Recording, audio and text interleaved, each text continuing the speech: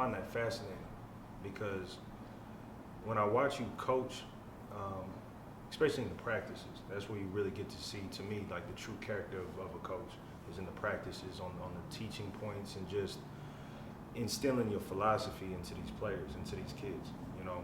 And I just, I think the way you invest in the people, you know, by sacrificing your own time, I think you really see that in all the teams that you've coached in the past. I mean, not just from the Sixers. I mean, obviously with the Pistons, everywhere you've been, on the collegiate side or in the NBA, you found ways to win.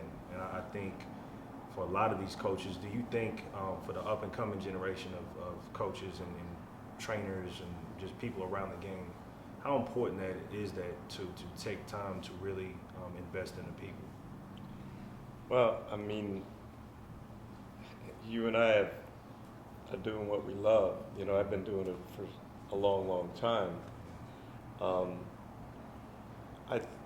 I tell everybody, I want to teach you everything I've been taught, because I think the people that have touched my life have meant so much to the game. You know, I go back to Naismith, believe it or not, because Coach McClendon was one of the first black students at Kansas. He taught under Naismith. If you look at Coach McClendon's tree, it's unbelievable the amount of coaches that he's, you know, influenced in his life. He offered me my first coaching job at Kentucky State.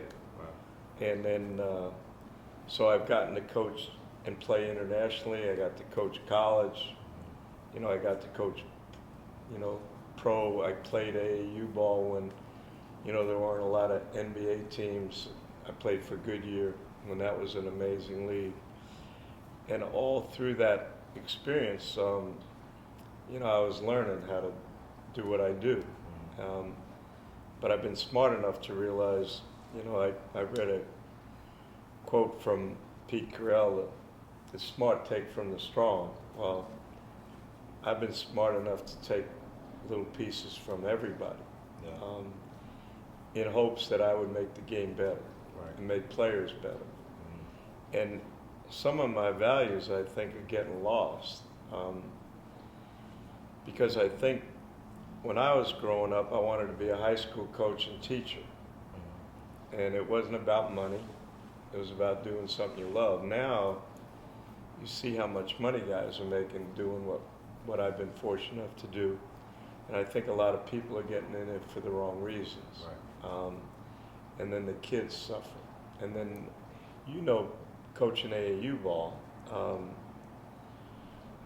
not every kid who plays AAU is going to be coached by somebody like you.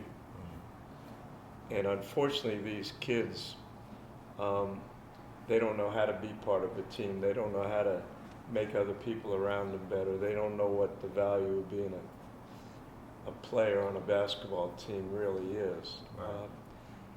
You know, I tell all the kids when I go around and I walk into a dressing room, if you sit down and I ask them all, when you're happier when your teammate does something well rather than when you do something well, that's when you're really doing the right thing.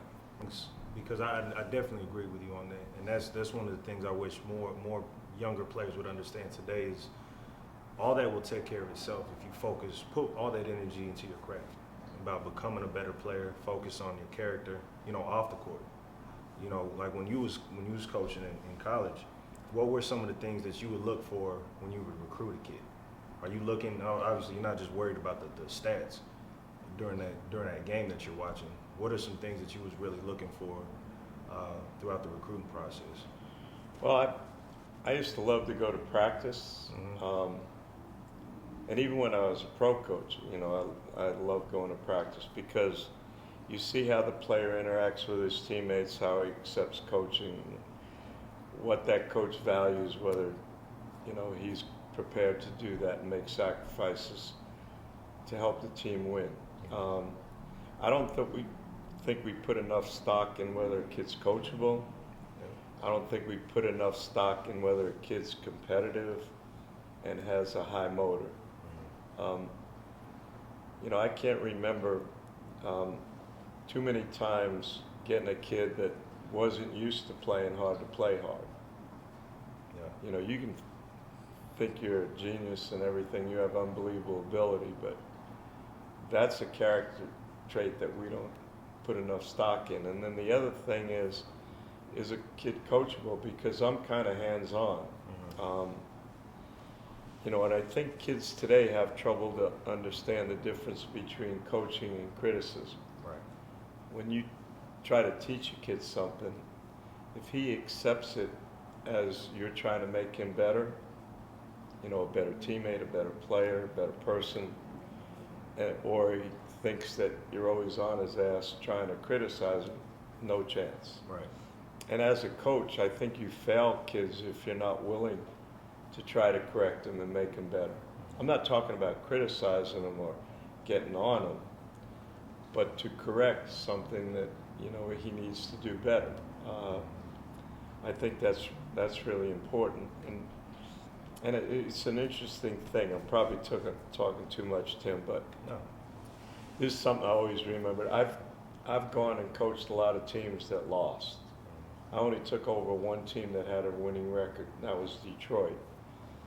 And Carlisle got fired because they lost 4 in a row in the playoffs. But I was pretty fortunate going there because I think a lot of his values were really good.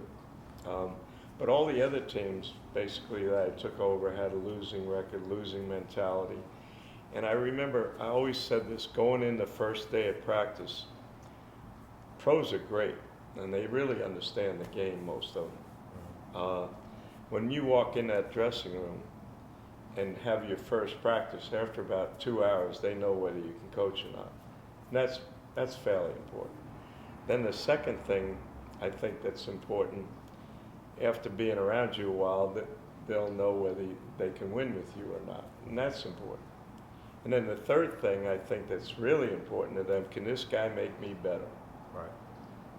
And because if you can make him better, the first 2 things I mentioned will be taken care of. But in their mind, if you can make them better, they're going to make more money down the road. But the one that I thought trumped everything that nobody considers enough is, do you care about it? That to me was the most important thing. And it's probably the hardest thing to get through because there's so many outside influences that are poisoning a lot of these guys. Because truthfully, NBA players, whether you're LeBron or you're Raymond Felton, no matter who you are, Rasheed Wallace, they want somebody that cares about them and going to make them better.